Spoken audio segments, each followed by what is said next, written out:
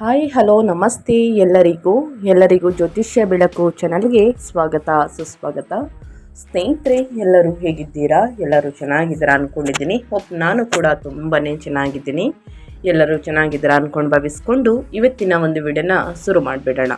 ಇವತ್ತಿನ ಒಂದು ವಿಡಿಯೋದಲ್ಲಿ ಕಟಕ ರಾಶಿಯವರಿಗೆ ಜುಲೈ 17-18ನೇ ತಾರೀಕಿಂದ ಸ್ನೇಹಿತರೆ ಇನ್ನು ಜುಲೈ 31ರವರೆಗೆ ಏನೆಲ್ಲ ಬದಲಾವಣೆಯನ್ನು ನೋಡಲಿದ್ದೀರಿ. ಅದು ನಿಮ್ಮ ವ್ಯಾಪಾರದಲ್ಲಾಗಬಹುದು, ವ್ಯವಹಾರದಲ್ಲಾಗ್ಬೋದು, ಹಣಕಾಸಿನಲ್ಲಾಗ್ಬೋದು, ವೃತ್ತಿ ಜೀವನದಲ್ಲಾಗ್ಬೋದು, ನಿಮ್ಮ ಉದ್ಯೋಗ, ನಿಮ್ಮ ಹೆಲ್ತ್ ಬಗ್ಗೆ ಏನೆಲ್ಲ ಬದಲಾವಣೆಗಳನ್ನು ಗ್ರಹಗಳು ಸೂಚಿಸಲಿದೆ, ಯಾವುದರ ಬಗ್ಗೆ ಮುಂದಿನ ದಿನಗಳಲ್ಲಿ ಎಚ್ಚರಿಕೆ ವಹಿಸಬೇಕು ಕಟಕ ರಾಶಿಯ ವ್ಯಕ್ತಿಗಳು ಅನ್ನೋದನ್ನ ಕಂಪ್ಲೀಟ್ ಆಗಿ ಇದೇ ವಿಡಿಯೋದಲ್ಲಿ ತಿಳಿಸ್ಕೊಡ್ತಾ ಹೋಗ್ತೀನಿ. ಇದನ್ನೆಲ್ಲ ತಿಳ್ಕೋಬೇಕು ಅಂದರೆ ಸ್ನೇಹಿತರೆ ಎಲ್ಲೂ ಕೂಡ ವಿಡಿಯೋನ ಸ್ಕಿಪ್ ಮಾಡಬಾರ್ದು. ಅಂದರೆ ವಿಡಿಯೋನ ಕಟ್ ಮಾಡಿ ಓಡಿಸ್ಕೊಂಡೋಗಿ ನೋಡ್ತೀರಾ, ಇದು ಫುಲ್ ಇನ್ಫಾರ್ಮೇಷನ್ ಅರ್ಥ ಆಗಲ್ಲ. ಸೊ ಹಾಗಾಗಿ ಎಲ್ಲ ವಿಡಿಯೋದಲ್ಲೂ ತಿಳಿಸ್ತಾ ಇರ್ತೀನಿ. ಮೊದಲಿಂದ ಕೊನೆ ತನಕ ಸಂಪೂರ್ಣವಾಗಿ ವಿಡಿಯೋವನ್ನು ವಾಚ್ ಮಾಡಿ. ವಿಡಿಯೋದಲ್ಲಿ ಒಳ್ಳೆ ಮಾಹಿತಿ ಸಿಕ್ಕಿದ್ದಲ್ಲಿ ದಯವಿಟ್ಟು ವಿಡಿಯೋಗೆ ಲೈಕ್ ಮಾಡೋದನ್ನ ಮರೆತಿದ್ದೀರಾ, ಲೈಕ್ ಮಾಡಿ. ಇನ್ನೂ ನನ್ನ ಚಾನಲ್ನ ಸಬ್ಸ್ಕ್ರೈಬ್ ಆಗಿಲ್ಲ ಅಂದರೆ ಜ್ಯೋತಿಷ್ಯ ಬೆಳಕು ಚಾನಲ್ಗೆ ಸಬ್ಸ್ಕ್ರೈಬ್ ಆಗಿ ನಿಮ್ಮ ಅಭಿಪ್ರಾಯಗಳನ್ನು ಕಮೆಂಟ್ ಬಾಕ್ಸಲ್ಲಿ ತಿಳಿಸಬಹುದು. ಯಾರೆಲ್ಲ ಸಬ್ಸ್ಕ್ರೈಬ್ ಮಾಡಿಕೊಂಡು ಪ್ರತಿನಿತ್ಯ ವಿಡಿಯೋ ವಾಚ್ ಮಾಡ್ತಿದ್ರಾ ಅಂಥವರಿಗೆ ಥ್ಯಾಂಕ್ ಯು ಸೋ ಮಚ್ ಅಂತ ಹೇಳ್ತಾ ವಿಡಿಯೋದ ಕಡೆ ಗಮನ ಕೊಟ್ಬಿಡೋಣ. ಓಂ ಸಿದ್ದಪ್ಪಾಜಿ ನಮಃ ಅಂತ ಕಮೆಂಟ್ ಮಾಡಿ. ತೊರೆಗೆ ದೊಡ್ಡವರ ಆಶೀರ್ವಾದದಿಂದ ಸ್ನೇಹಿತರೆ ನಿಮ್ಮ ಜೀವನದಲ್ಲಿ ಸಕಲ ಸಮಸ್ಯೆಗಳು ಏನೇ ಇದ್ದರೂ ಕೂಡ ಸ್ನೇಹಿತರೆ ಸಂಪೂರ್ಣವಾಗಿ ನಿವಾರಣೆಯಾಗಲಿ. ಸಿದ್ದಪ್ಪಾಜಿಯವರ ಆಶೀರ್ವಾದ ನಿಮ್ಮ ಮೇಲಿರಲಿ ಅಂತ ಕೇಳ್ಕೊತಾ ವಿಡಿಯೋದ ಕಡೆ ಗಮನ ಕೊಟ್ಬಿಡೋಣ. ಹೌದು, ಕಟಕ ರಾಶಿಯವರ ಮೇಲೆ ಗ್ರಹಗಳ ಪ್ರಭಾವ ಹೇಗಿರಲಿದೆ ಜುಲೈ ತಿಂಗಳಿಂದ? ನಿಮ್ಮ ಆರೋಗ್ಯ, ಉದ್ಯೋಗ, ಕುಟುಂಬ, ವ್ಯಾಪಾರದಲ್ಲಿ ಏನೆಲ್ಲ ಬದಲಾವಣೆಗಳು ಆಗಲಿದೆ, ಯಾವುದರಲ್ಲಿ ಶುಭವಾಗಲಿದೆ, ಯಾವುದರಲ್ಲಿ ಅಶುಭವಾಗಲಿದೆ ಎಂಬುದರ ಸಂಪೂರ್ಣ ಮಾಹಿತಿ ಇದೇ ವಿಡಿಯೋದಲ್ಲಿ ಇದೆ ಸ್ನೇಹಿತರೆ. ಮೊದಲನೇದಾಗಿ ಹೇಳಬೇಕು ಅಂತಂದರೆ ನಿಮ್ಮ ಹಣಕಾಸಿನ ಬಗ್ಗೆ ತಿಳಿಸ್ಕೊಡ್ತೀನಿ. ಆರ್ಥಿಕ ಸ್ಥಿತಿ ಹೇಗಿರಲಿದೆ, ನಿಮ್ಮ ಫೈನಾನ್ಸ್ ಬಗ್ಗೆ ಹೇಳೋದಾದರೆ ಸಾಕಷ್ಟು ಬದಲಾವಣೆಯನ್ನು ನೋಡಲಿದ್ದೀರಿ. ಆದಾಯ ಮತ್ತು ವೆಚ್ಚ ಸ್ನೇಹಿತರೆ ಎಷ್ಟು ಉಳಿತಾಯವನ್ನು ಮಾಡ್ತೀರಾ, ಎಷ್ಟು ಖರ್ಚಾಗಲಿದೆ ಅನ್ನೋದನ್ನ ನೋಡೋದಾದರೆ ಈ ತಿಂಗಳಿನಿಂದ ನಿಮ್ಮ ಆದಾಯ ಮತ್ತು ಖರ್ಚಿನ ನಡುವೆ ಸಮತೋಲನವನ್ನು ಹೊಂದುವುದು ನಿಮಗೆ ಸಾಕಷ್ಟು ಅವಶ್ಯಕವಾಗಿರುವುದು.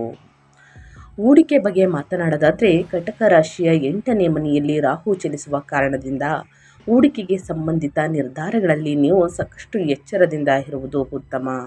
ದುಡುಕಿನ ನಿರ್ಧಾರಗಳು ಹೊಳಿತಲ್ಲ ಸ್ನೇಹಿತರೆ, ನಿಮಗೆ ಗೊತ್ತಾಗ್ತಿಲ್ಲ ಅಂತಂದರೆ ಹಿರಿಯರ ಮಾರ್ಗದರ್ಶನವನ್ನು ತೆಗೆದುಕೊಂಡು ಹೂಡಿಕೆಯನ್ನು ಮಾಡಿ, ಅಥವಾ ಪರಿಣಿತರು ಅದರ ಬಗ್ಗೆ ಸಾಕಷ್ಟು ತಿಳ್ಕೊಂಡಿರೋರನ್ನ ಸ್ನೇಹಿತರೆ ಪರಿಚಯ ಆಗಿ ಅವ್ರ ಹತ್ರ ಕೇಳಿಕೊಂಡು ನಂತರವೇ ಹೂಡಿಕೆಯನ್ನು ಮಾಡಿ. ಆ ಥರದಿಂದ ಮಾಡಿದಂತಹ ಹೂಡಿಕೆ ನಷ್ಟವನ್ನು ನೋಡಬಹುದು. ಸೊ ಹಾಗಾಗಿ ಕಟಕ ರಾಶಿಯವರು ಇದರ ಬಗ್ಗೆ ಎಚ್ಚರಿಕೆ ಇರಲಿ. ಇನ್ನು ಖರ್ಚಿನ ನಡುವೆ ಸಾಕಷ್ಟು ಸಮತೋಲನ ಬೇಕು ಸ್ನೇಹಿತರೆ. ಯಾಕಂದರೆ ಸಾಕಷ್ಟು ಅನಗತ್ಯ ಖರ್ಚುಗಳನ್ನು ಮಾಡ್ತಾ ಬಂದರೆ ಮುಂದಿನ ದಿನಗಳಲ್ಲಿ ಹಣಕಾಸಿನ ಪ್ರಾಬ್ಲಮ್ ಎದುರಾಗಲಿದೆ.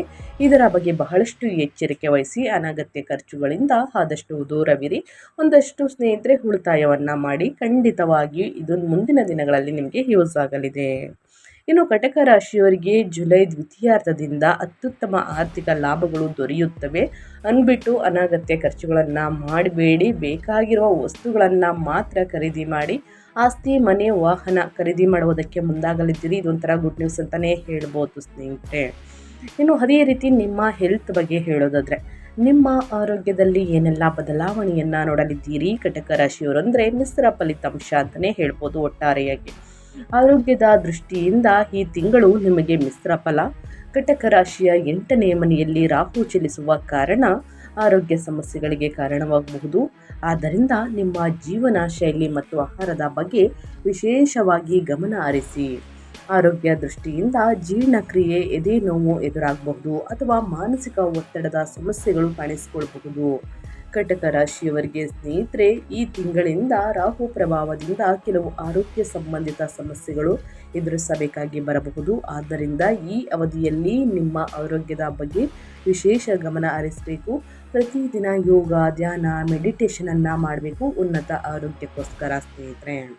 ಇನ್ನು ವ್ಯಾಪಾರ, ವ್ಯವಹಾರ, ವೃತ್ತಿ ಜೀವನ, ಶಿಕ್ಷಣ ಒಟ್ಟಾರೆಯಾಗಿ ಹೇಳಬೇಕು ಅಂದರೆ ಏನೆಲ್ಲ ಬದಲಾವಣೆಯನ್ನು ನೋಡಲಿದ್ದೀರಿ ಇವು ಮೂರುಗಳಿಂದ ನೋಡೋದಾದರೆ ಕಟಕ ರಾಶಿಯವರಿಗೆ ಮೊದಲನೇದಾಗಿ ಏರಿಳಿತಗಳಿಂದ ಕೂಡಿದ ತಿಂಗಳು ಅಂತಲೇ ಹೇಳ್ಬೋದು. ಸ್ವಲ್ಪ ಈ ತಿಂಗಳ ದ್ವಿತೀಯಾರ್ಧದಲ್ಲಿ ಸ್ನೇಹಿತರೆ ವೃತ್ತಿಯಲ್ಲಿ ಸಾಕಷ್ಟು ಏರಿಳಿತಗಳನ್ನು ಹೊಂದಬೇಕಾಗಿ ಬರಬಹುದು. ಅದೃಷ್ಟದ ಹೆಚ್ಚಳ. ಶನಿದೇವನು ಕಟಕ ರಾಶಿಯ 9ನೇ ಭಾವದಲ್ಲಿ ಸಂಚರಿಸುತ್ತಿರುವುದರಿಂದ ಸ್ನೇಹಿತರೆ 2026ರಲ್ಲಿ ಜುಲೈ ತಿಂಗಳಲ್ಲಿ ಕಟಕ ರಾಶಿಯವರಿಗೆ ಅದೃಷ್ಟದಲ್ಲಿ ಹೆಚ್ಚಳವಾಗುವ ಸಂಭವ ಸಾಕಷ್ಟು ಹೆಚ್ಚಾಗಿರುವುದು. ಸೊ ಹಾಗಾಗಿ ಕೊನೆಯಲ್ಲಿ ತಿಳಿಸ್ಕೊಡ್ತೀನಿ ಯಾವ ರೀತಿ ಪರಿಹಾರವನ್ನು ಮಾಡಬೇಕು, ಏನೆಲ್ಲ ಮಾಡಬಾರ್ದು ಅನ್ನೋದನ್ನ ಗಮನವಿಟ್ಟು ತಿಳ್ಕೊಳ್ಳಿ. ಇನ್ನು ಈ ದಿನದಿಂದ ಹಂಸಯೋಗ. ಕಟಕ ರಾಶಿಗೆ ಸೇರಿದ ಜನರ ಜಾತಕದಲ್ಲಿ ಹಂಸಯೋಗವು ನಿರ್ಮಾಣವಾಗುವುದು. ಇದು ವ್ಯಾಪಾರ ಮತ್ತು ವೃತ್ತಿಪರ ಜೀವನದಲ್ಲಿ ಗೌರವ, ಖ್ಯಾತಿ ಮತ್ತು ಪ್ರತಿಷ್ಠೆಯನ್ನು ಹೆಚ್ಚಿಸಬಹುದು. 2026 ಜುಲೈ ತಿಂಗಳಿಂದ ಡಿಸೆಂಬರ್ ತಿಂಗಳವರೆಗೂ ಸ್ನೇಹಿತರೆ ಕಟಕ ರಾಶಿಯ ಜನರಿಗೆ ಉದ್ಯೋಗದಲ್ಲಿ ಪ್ರಮುಖ ಧನಲಾಭವನ್ನು ಲಭಿಸಲಿದೆ. ಇನ್ನು ಕಟಕ ರಾಶಿಯ ವ್ಯಾಪಾರಿಗಳಿಗೆ ಈ ತಿಂಗಳಲ್ಲಿ ಮಂಗಳ ಗ್ರಹದ ಸಂಚಾರವು ಉತ್ತಮ ಫಲಿತಾಂಶಗಳು ಸಿಗುವಂತೆ ಮಾಡಬಹುದು. ಅದೇ ರೀತಿ ಕಟಕ ರಾಶಿಯವರಿಗೆ ಈ ವರ್ಷದಿಂದ ಈ ತಿಂಗಳಿಂದ ಸ್ನೇಹಿತರೆ ಶಿಕ್ಷಣಕ್ಕೆ ಸಂಬಂಧಿಸಿದ ಕ್ಷೇತ್ರದಲ್ಲಿ ಅಪಾರ ಯಶಸ್ಸನ್ನು ಪಡೆಯಲು ಅವಕಾಶಗಳು ಲಭಿಸುತ್ತವೆ. ಆದರೆ ಪ್ರತಿದಿನ ಸ್ನೇಹಿತರೆ ಒಂದು ವೇಳಾಪಟ್ಟಿಯನ್ನು ರಚಿಸಿ ಸರಿಯಾದ ಸಮಯಕ್ಕೆ ಕೂತು ಅಧ್ಯಯನವನ್ನು ಮಾಡಿದರೆ ಮಾತ್ರ ಮುಂದಿನ ದಿನಗಳಲ್ಲಿ ಉನ್ನತ ಫಲಿತಾಂಶವನ್ನು ಗಳಿಸುವುದಕ್ಕೆ ಸಾಧ್ಯವಾಗಲಿದೆ. ಇಲ್ಲಾಂದರೆ ಸಾಕಷ್ಟು ಕಷ್ಟವನ್ನು ನೋಡಬೇಕಾಗುತ್ತದೆ. ಸೊ ಹಾಗಾಗಿ ಶನಿ ಗೋಚರ ಇರುವ ಸಮಯದಲ್ಲಿ ಶನಿ ಸಂಚಾರವು ಕಟಕ ರಾಶಿಯವರಿಗೆ ಮಹತ್ವಪೂರ್ಣವಾಗಿರುವುದರಿಂದ ಇದರಿಂದಾಗಿ ದೂರ ಪ್ರಯಾಣಿಸುವ ಮತ್ತು ಧಾರ್ಮಿಕ ಕಾರ್ಯಗಳಲ್ಲಿ ಆಸಕ್ತಿ ಹೆಚ್ಚಾಗಲಿದೆ ಸ್ನೇಹಿತರೆ.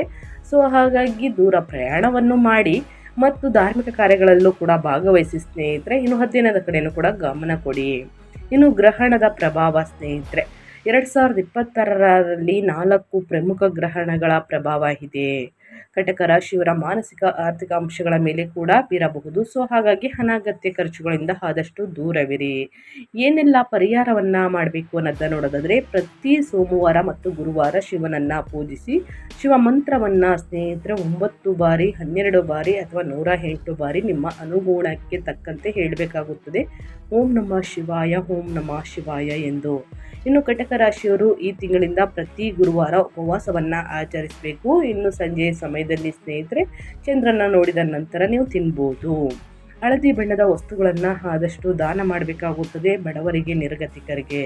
ಪ್ರತಿದಿನ ಮೊದಲೇ ಹೇಳಿರುವ ಹಾಗೆ ಓಂ ನಮಃ ಶಿವಾಯ ಎಂಬ ಮಂತ್ರವನ್ನು ಜಪಿಸಿ ಶಿವನ ಆರಾಧನೆ ಮಾಡಬೇಕು. ಸೋಮವಾರದಂದು ಶಿವಲಿಂಗದ ಮೇಲೆ ನೀರನ್ನು ಅಭಿಷೇಕ ಮಾಡಿ. ಧಾರ್ಮಿಕ ಕಾರ್ಯಗಳು, ದೇವಾಲಯ ದರ್ಶನ ಅಥವಾ ಜಪತಪಗಳಿಂದ ಮನಃಶಾಂತಿ ಲಭಿಸುತ್ತದೆ, ಮನಸ್ಸಿಗೆ ನೆಮ್ಮದಿ ಸಿಗಲಿದೆ. ಆತ್ಮವಿಶ್ವಾಸ ಕಳೆದುಕೊಳ್ಳದೆ ಧೈರ್ಯದಿಂದ ಮುಂದುವರಿದರೆ ಸಂಕಷ್ಟಗಳು ಕ್ರಮೇಣವಾಗಿ ಕಡಿಮೆಯಾಗುತ್ತದೆ. ಸೊ ಹಾಗೆ ಸಣ್ಣ ಪುಟ್ಟ ಪರಿಹಾರವನ್ನು ಕಟಕ ರಾಶಿಯವರು ಮಾಡಿ ಅಂತ ಹೇಳ್ತಾ, ಇನ್ನೂ ಕೂಡ ವಿಡಿಯೋಗೆ ಲೈಕ್ ಮಾಡಿಲ್ಲ ಅಂದರೆ ದಯವಿಟ್ಟು ಲೈಕ್ ಮಾಡಿ, ಸಬ್ಸ್ಕ್ರೈಬ್ ಆಗಿಲ್ಲ ಅಂದರೆ ಜ್ಯೋತಿಷ್ಯ ಬೆಳಕಿಗೆ ಸಬ್ಸ್ಕ್ರೈಬ್ ಆಗಿ. ಇದೇ ರೀತಿ ನಿಮ್ಮ ರಾಶಿ ಭವಿಷ್ಯವನ್ನು ತಿಳಿಸ್ಕೊಡ್ತಾ ಹೋಗ್ತೀನಿ. ಮತ್ತೊಂದು ವಿಡಿಯೋದಲ್ಲಿ ಸಿಗ್ತೀನಿ. Thank you for watching.